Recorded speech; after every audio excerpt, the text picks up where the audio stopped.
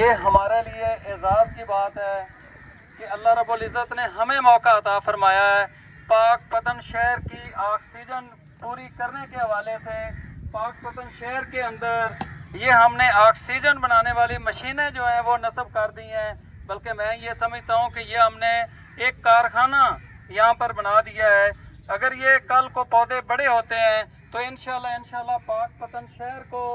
Oxygen کے حوالے سے، پاک پتن شہر کے اندر جو گرمی بڑھ رہی ہے اس کو ختم کرنے کے حوالے سے، پاک پتن شہر کی جو فضائیں ہیں اس کو صاف کرنے کے حوالے سے، پاک پتن شہر کے اندر جو مونسون کا سلسلہ رک چکا ہے، جو بارشیں تھم چکی ہیں، ان بارشوں کو برسانے کے حوالے سے،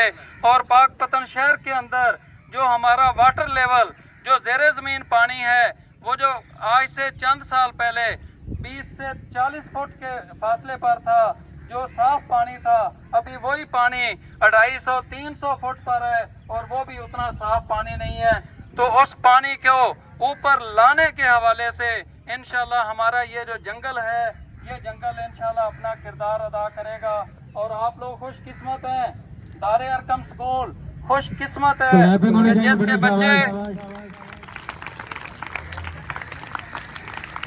کہ جس کے بچوں کو یہ اعزاز حاصل ہوا ہے پاک پتن شہر کے اندر یہ جو جنگل لگایا ہے، اس جنگل کے حوالے سے آپ کے اسکول کو اور آپ کو یہ اعزاز حاصل ہوا ہے۔ اللہ رب العزت ہماری یہ کاوش قبول فرمائے۔ اللہ تعالیٰ اپنی بارگاہ میں